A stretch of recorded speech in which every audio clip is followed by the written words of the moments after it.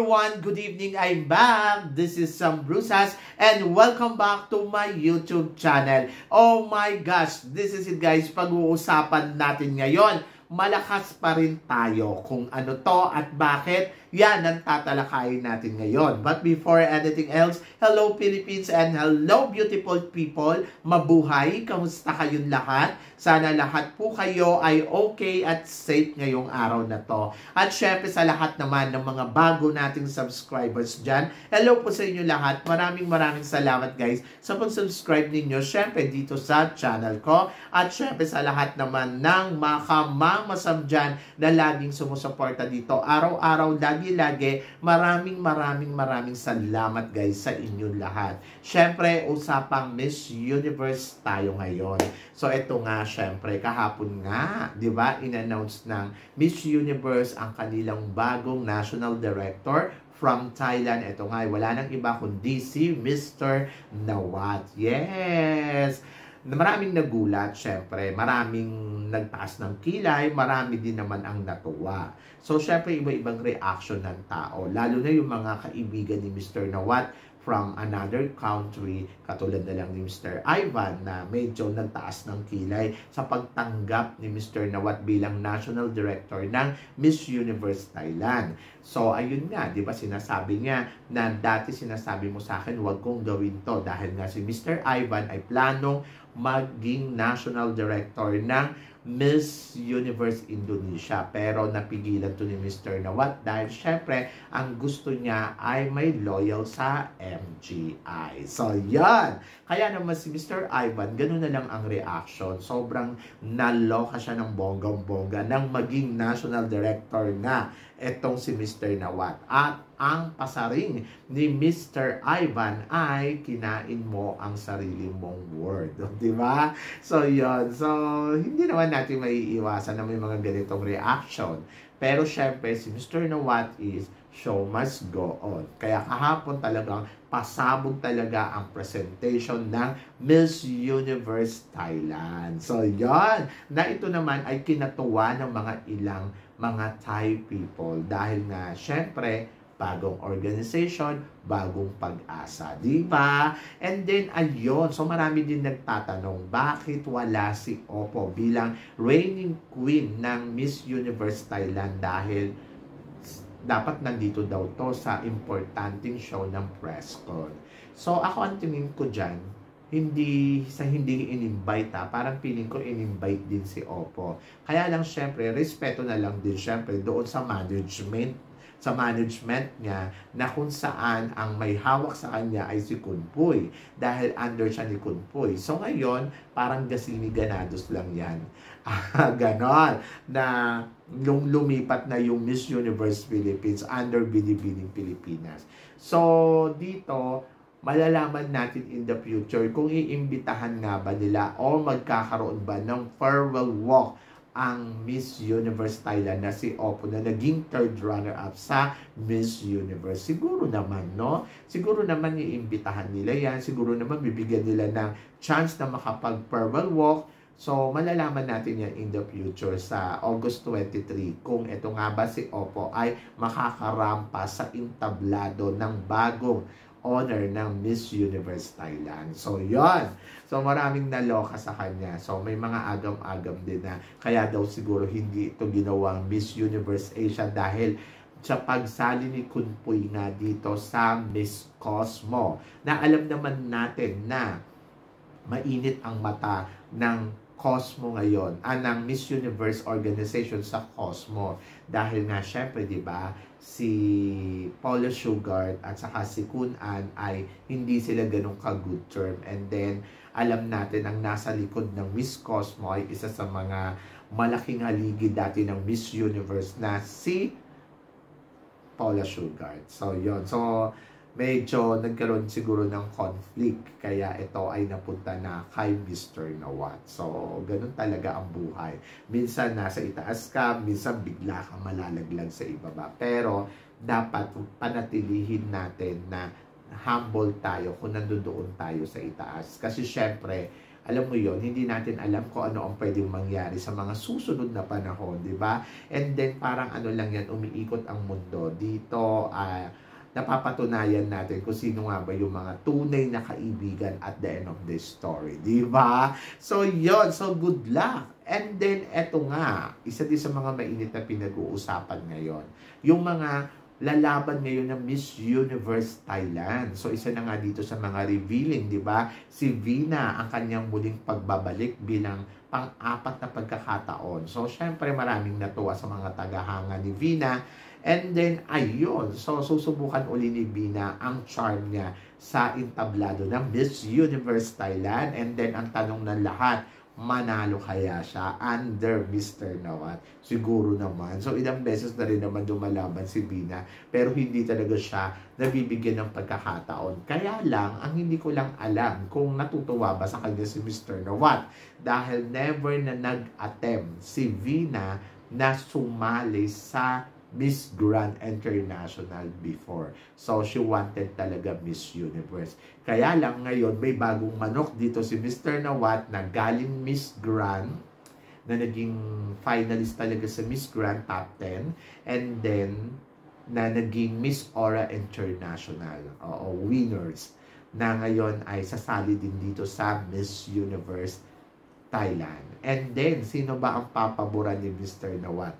Yung galing Miss Grand o yung galing sa dating Miss Universe Thailand? Kaya medyo parang kung iisipin mo, tanggalin pa rin ang laban talaga ni Vina dito, no? So, good luck na lang kay Vina, and then malaman natin kung si Vina nga ba ay papalo o mananalo na sa pagkakataon na ito. Pero, ang citizen syempre ng Pilipino, syempre medyo nagkaroon ng alarma sa mga pangyayari kasi syempre bakit ba nagsanib puwersa ang Miss Universe Thailand at saka ang MGT, di ba? So, parang ano ba ang nangyayari? Bakit ang Miss Universe at saka ang MGI ay parang together sila, sanib puwersa sila. So, ito ba ay para sa laban sa mga kandidata natin na lumalahok sa Miss Universe at saka sa Miss Grand? Mahihirapan bang manalo talaga ang Pilipinas ngayon? To be honest ha, para sa akin, nakikita ko naman sa mga kandidata ngayon dito sa Miss Universe Philippines na malakas ang mga girls natin na lumalahok ngayon dito. Ang hirap nga pumili kasi sa sobrang dami ng malalakas kung ikukumpara natin sa mga revealing candidates nila. Pero syempre hindi pa natin alam kung sino ba yung madadagdag dyan at sino pa ba yung mga kandidata nila kasi 74 over 69 naman sa atin. But sa ating mga pambato ngayon na lumalahok ngayon dito sa Miss Universe Philippines, I think ay talagang malalakas sila at very powerful. So hindi ko lang alam kung sino ang ipapadala natin sa Miss Universe, pero nandoon ako sa part kung pagbabasihan naman natin yung mga front runner natin over sa mga front runner nila ngayon na naririnig natin join sa pageant nila, ay medyo mas panalo naman ang mga frontrunner natin. Siyempre, nandiyo dyan si Katrina Ligado, nandiyo dyan si Winwin Marquez na isa ding reyna sa Reyna Hispano-Americana. And then, of course, nandiyo dyan si Atisa Manalo na talagang iba din talaga yung ganda. And then, Aliana Antuano na talagang masasabi din natin malakas. Plus, Chelsea Fernandez na talagang masasabi natin na iba ang kalidad. So, dito pa lang sa mga frontrunner natin, kung tutuusin, kung laban kay Vina at saka dito kay Miss Aura, ay naniniwala akong kaya nilang pataubin to ng bonggang-bongga. Pero depende na lang yan kung papaboran ba ng organization ang ating laban sa Miss Universe o kaya sa Miss Grand in the future. So, yan. So, medyo mahirap to sa atin dahil syempre, aminin man natin o hindi natin alam kung natutuwa ba sila sa mga beauty queen natin. Pero syempre dahil dominante ngayon ang mga organization, kumbaga very powerful sila kasi sila yung may-ari medyo challenge to sa atin. But you have to think positive pa din the way kung paano tignan ang pageant. Sabi ko nga, kung magpapadala tayo ng matinik at talagang kakabog, kayang kumabog, I think kaya natin manalo, di ba? So, wag tayong magpadala ng hindi ganong kakabog dahil talaga mapag-iiwanan tayo. Dahil madali lang silang humusga doon sa kandidata na, alam mo yon, ang gusto nila ay talagang perfect na candidates, di ba? So, isa na dyan sa mga naging example, si Jay Opiasa nung nakaraang taon. Almost she there. Pero, mas gusto nila talaga yung perfect eh. So, parang mas pipiliin nila yung talagang kung ano ang gusto nila. And I hope na sana ang mapadala natin yung talagang pasok sa panlasa nila. Yung hindi sila makakatanggi, kundi gawin tong Miss Universe, di ba? O kaya Miss Grand na title holder. So, yon. So, challenge to sa pagtatapat ng Thailand at saka ng Philippines. So, nandito na tayo. Kumbaga, dati na tayong malakas at talagang dapat lang natin i-continue ang pagiging malakas natin pagdating sa laban natin sa Miss Universe at saka sa Miss Grand. So, kailangan lang natin talaga ng matinding kandidata na alam mo yun, na hindi sila makakatanggi dahil mas pinapalakas nila ang puwersa nila ngayon, mas parang pinagtitibay nila. Pero syempre, tulad din na sinabi ko din sa live ko last night, yes, matibay sila, pero parang kung iisipin mo, napanalo na ba nila ang Miss Universe? Napanalo na ba nila ang Miss Grand?